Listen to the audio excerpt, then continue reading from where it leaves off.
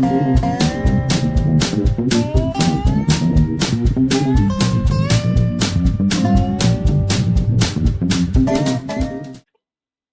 everyone, welcome to Greyhammer, and today we're going to be going over the faction pack Cities of Sigmar.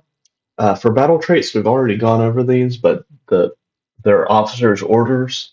For the first one, Advance in Formation, you pick a friendly Cities of Sigmar hero that does not use an officer's order ability this turn, and then pick a friendly Cities of Sigmar unit wholly within 12 inches of the hero and not in combat. The target's a human, you can pick an additional Cities of Sigmar unit wholly within 12 of the hero and not in combat. Each target can move 3 inches. Each target cannot move into combat during any part of that move.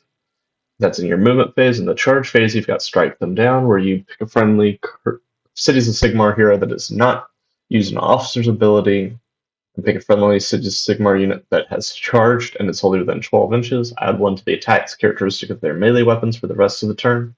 And if they are an elf, you add 1 to the hit rolls as well. In any shooting phase, you can use Suppressing Fire.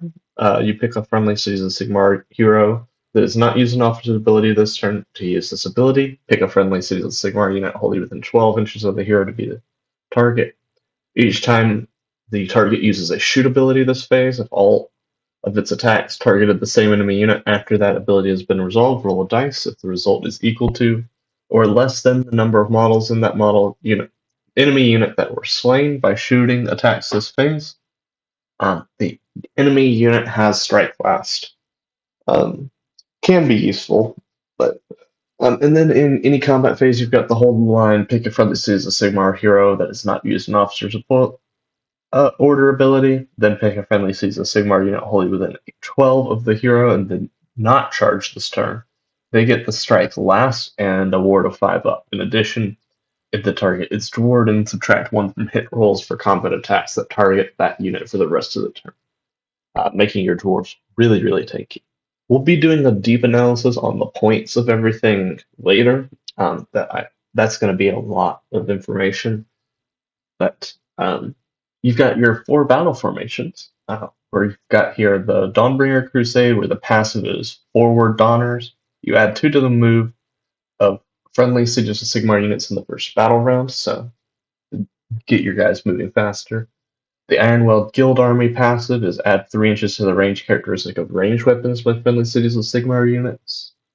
The Fortress City Defenders, you get the Bulwark Zone. Friendly Cities of Sigmar units that have the Fortified Position ability start the first battle round in Fortified Position. In addition, in the first battle round, subtract 1 from wound rolls that target friendly Cities of Sigmar units while they're wholly within the friendly territory. And then the Collegiate Arcane Expedition, add 1 to casting rolls for Cities of Sigmar Wizards.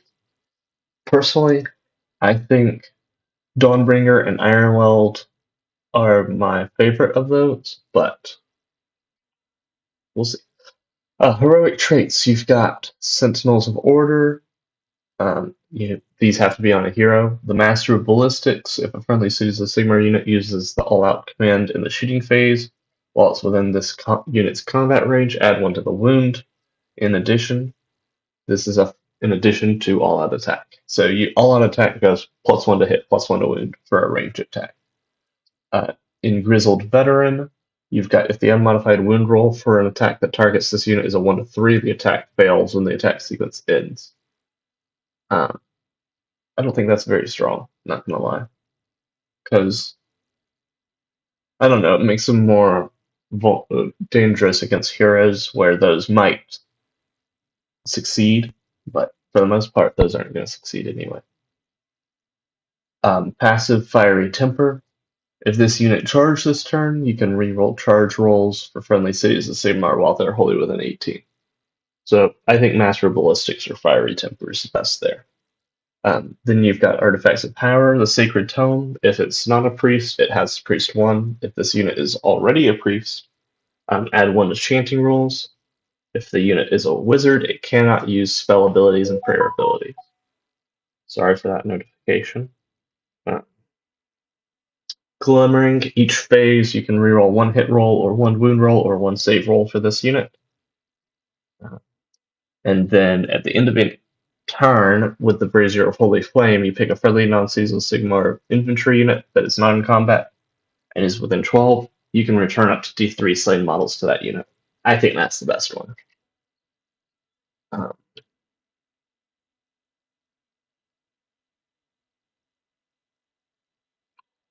all right, and spell lore. You've got Elemental Lightning, casting value of 7. Pick a wizard. Pick a visible enemy unit with an 18 is not. This is your unlimited one. It has not been the target of this ability. Inflict D3 mortal damage, then roll dice for each other enemy unit within the target's combat range. On a 4-up, inflict D3 mortal damage. Pretty decent against heroes, I think.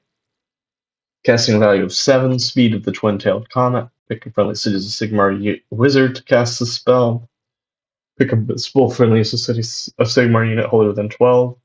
Till the start of your next turn, add 1 to the number of dice rolled when you make a charge to a maximum of 3, so you can get you guys really fast. And then Cinder Cloud, casting value of 7. Pick a friendly Cities of Sigmar wizard. Pick a visible enemy unit with an 18. Until the start of your next turn, subtract 1 from the attack's characteristic of the target's melee weapons. So a good defensive spell. Prayer Lore, you've got Wrath and Ruin. Pick a visible enemy unit with an 18 and make a chanting roll of d6. The effect is roll 6 dice. If the chanting roll was 8 up, roll 9 dice. Instead, for each 5 up, inflict 1 mortal damage on inflict 1 mortal damage on the target. If 3 or more damage points are allocated as a result of those dice rolls, ignore positive modifiers to save rolls until the start of your next turn. Pretty good. Unfaltering Aim, you need a 4. Pick a friendly Cities of Sigmar priest to chant this prayer. Pick a visible friendly Cities of Sigmar unit wholly within 12. Add 1 to hit rolls for the target's shooting attacks. In addition, if the chanting roll was a 10 plus, add 1 to wound rolls for their shooting attacks. Okay. And then Oath and Steel. Pick a friendly Cities of Sigmar priest to chant this prayer. A visible friendly Cities of Sigmar unit wholly within 12. Add 1 to the roll if the chanter is Jordan. Subtract 1 from wound rolls for attacks that target that unit until the start of your next turn. In addition, if the chanting roll is 10 plus, add 1 to its save rolls until the next turn. Make a unit super tanky. So, Talia Vedra. I know for a fact she went up in points a lot, so let's see if it's worth it. I'm going to be calling out the differences as I see them, because I've got. So she's slowed down a little bit, but she consistently has that high speed. Save the same. Of course, control is more important now. Same ward. You can pick an additional. Yeah, that's basically the same. Well, except now it's that ability, so that's actually a little bit better. Lead from the front. Let's see, is it the same ability? This unit's in combat. For each target, you retain a number of lead models with a combined health characteristic of 3. It's a little different because it was using the rally command. I just also realized we did not go over advanced rules yet, but we'll go over that tomorrow because I meant to do that video today, but I was just too excited. Then Paralyzing Venom. On a 3-up, the target has Strike Last.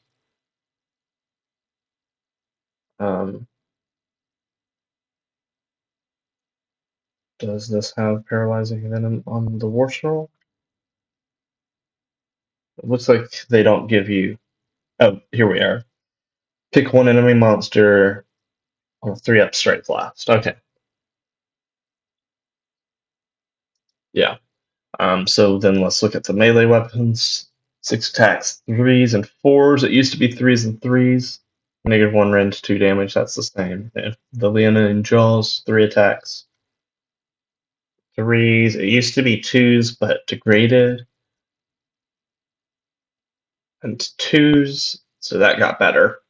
Rend 2, 3 damage. Scorpion Stinger, 3-inch range.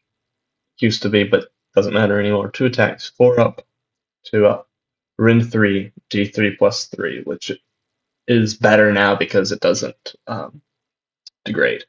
We're probably going to have to do part 1, part 2. So when I said advanced rules will come out tomorrow, I lied. It's going to probably come out Friday. Pontifex, Sinestra, wounds 9, 5, 5 up save, bravery 9, but control 2. So because Pontifex gets the Scepter of the Wheel, she gets more attacks now. Yeah, her melee got buffed a lot, except the clubs and axes are not as good anymore, but you'd rather this attack be better. Voice of the God King, you can attempt to dispel an endless spell or unbind. Now this is just unbind. Ward 4 up stays the same. Vessel of Sigmar. Hallowed Ground. Okay, so this got nerfed.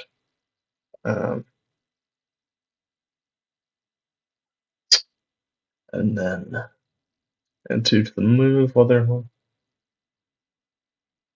okay, yeah, this also got hard nerfed. And then cast out evil. Okay, this is basically the same, except it's you include the damage roll there. Okay. Then we've got flagellants. They're not battle. I think flagellants are pretty same old, same old. 2 attacks, 4s and 4s, no rend, 1 damage. Each time they're slain. Add 1 if they're within. Okay, so that's new. So they're a little bit better on a 5, but wholly within 12 is going to be a little tough. Then a 5 up, inflict mortal damage. Yeah, basically the same. A little bit better, but Free Guild Marshal on Griffin. This is one that I'm a little upset about because statistically, actually does less damage than the Battle Mage on Griffin. But 15 wounds, so that's the same. Move went down a little bit, but made more consistent. Save is the same. Control 5. Then you've got it's gonna. It looks like they basically took the Sigmarite rune sword, but made it a little worse, but gave it the charge damage. So still does a lot of damage. Now it's got 6 attacks, so basically taking the Razor Claws, making them a little bit better. Yeah. I think it technically does less damage than it used to, but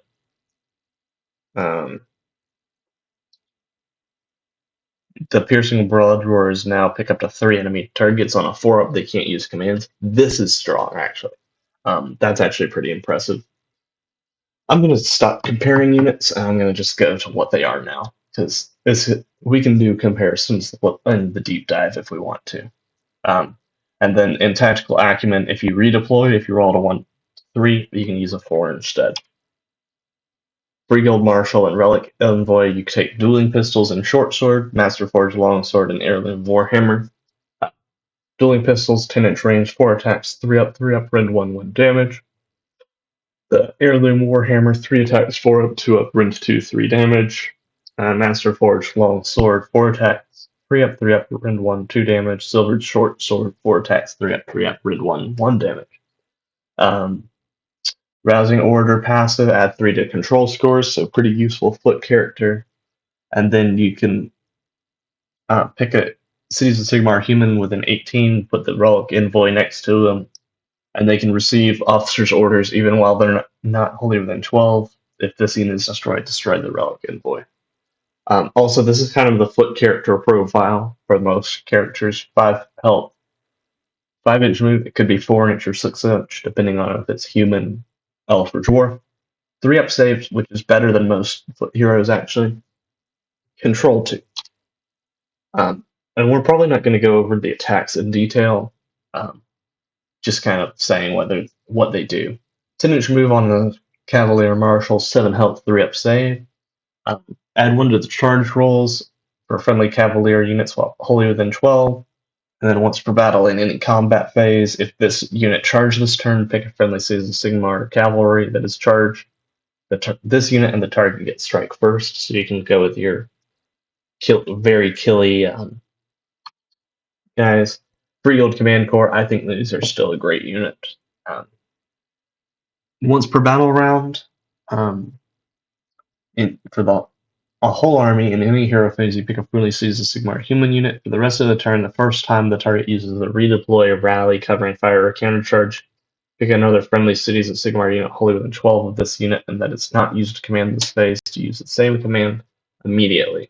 You must still spend command points as normal to use this command a second time. So basically allows you to use the same command ability more than once. The Marshal's Retinue, while there's any free guild Marshal and Relic wholly within this unit's combat range, but this unit and the friendly units get a ward 5 up, making them much more tanky. So you just take this guy around with the free guild Marshal. And then once per battle, as a reaction, your opponent declared a command for a unit within 12 inches, and you can dispatch spies unless your opponent spends an additional command point. The command has no effect, but it still counts as being used, and the command points spent on the commander still lost. That's pretty powerful. Fusel Major, we've already gone over his rules, so I don't feel the need to. Battle Mage, this is a not great change for them. I liked it when you could take the different spells per lore. 5 health, 6 up save, Wizard Staff doing Wizard Staff things. But their ability is pick a spell ability that this unit can use for the rest of the battle, add 1 to casting rolls. So you've got a particular spell that you'll just get +1 to cast with. But no War Scroll spell, which is tough. Battle Mage on Griffin, much better. 15 health, 12-inch move, 4 up save, control 5. You've got the Amber Spear shooting attack, 12-inch range, 3 attacks, 4 up, 3 up, red 1, do 3 damage. And basically same combat as having the Wizard Staff, and then also the Griffin's attacks, and then the Gur's Ferocity, roll a dice on a 2-up, add 1 to the damage of their Griffin attacks that target enemy monsters. So really a great anti-monster character. So it's still only Wizard 1, but you're not going to get super powerful wizards out of this. Battle Mage on Celestial Hurricanum. Portents of Battles, pick up the D3 visible friendly Cities of Sigmar unit wholly within 12 and add 1 to the hit rolls of their combat attacks. And then once per turn in your shooting phase, you pick a visible enemy unit within 12, make a number of D3 roll equal to the current battle round for each 2-up. Inflicted amount of mortal damage on the target equal to the roll. This is actually really good because they've really nerfed the amount of mortal damage you can do with spells that for single targets. This is actually really good at bringing down single targets. So it makes it almost like you don't have to have a giant killy character. That's just my opinion there. Battle Mage of Luminarch of Hysh, you've got 12 health, 8-inch move, 4 up save, control 5. You get a ward 6 up wholly within 12, and then it's the line attack and inflict D3 mortal damage to everything on a 2-up to hit. Steel Helms, pretty standard. Consecrate objective gives them a ward of 5 up, so they can actually be pretty tanky. We're going to go through just really quickly because I don't want this to be a 3-part episode. Free Guild Fusiliers, you get a Free Guild Fortified position or a Fusel Cannon Mobile. So longer range if you don't move, basically. And then if the Black Powder Scryer, you can reroll 1 hit roll. If it rerolled 1 as a 1, you lose the Black Powder Scryer. I think it's nice, but it's not very helpful. And of course, you've got your fortified position. And then Celestial Hurricanum, basically the same thing without the wizard on top. Same with Luminarch of Hysh. Free Guild Cavaliers, pretty damaging charge abilities. If it's unit charge this phase, pick an enemy unit within an inch, roll a dice for each model in this unit on a 4 inflict immortal damage. Not super impressive, but good save, so should be able to survive for a good while. Ironweld Great Cannon, you've got your 2 shooting range attacks. Can fortify position as well. Not too much going on with the Ironweld, but it can do some pretty serious damage. The Wielder Core Hunters, I think, are great. I would bring multiple of them, in my opinion. In your deployment phase, they can make a normal move, and then if they're not visible to enemy units more than 12 while it's affected by the cover. In addition, add 1 to hit rolls if they're wholly within 3 inches of a terrain feature. So you can actually make these guys pretty dangerous. Steam Tank Commander, I think, does the most damage of anything in this army, actually. He's also like 350 points, but pretty much same thing. He's got a great ability to pick up to 2 friendly steam tanks anywhere on the battlefield and add 1 to hit rolls for shooting attacks made by this unit at each target. So basically, it and the other 2 steam tanks get +1 to hit. Doesn't affect your steam gun because it already hits on 2s unless there's a negative, so keeps you at 2s. But the rifle goes to a 2-up and the steam cannon goes to a 3-up, which is really important. And you can either add 3 to the steam guns or can run and still shoot or charge. You can make this guy pretty beefy. Same thing with the regular steam tank, just less shooting. Gallon Vengeance and Durilio Vengeance, pretty powerful. Gallon can double the damage characteristic of his weapons attacks that target wizards, priests, and manifestations. Durilio can double the damage against wizards, priests, and manifestations. So same thing, but they get a ward of 5-up while they're near each other, and Gallon gets strike first as well, which is pretty good. Warden King, 5 health, 4 inch. I think, actually, we're going to end it here. We'll go into the Dwarves and Elves next episode. Please like and subscribe if you like this video, and I'll see you in the next one. Goodbye.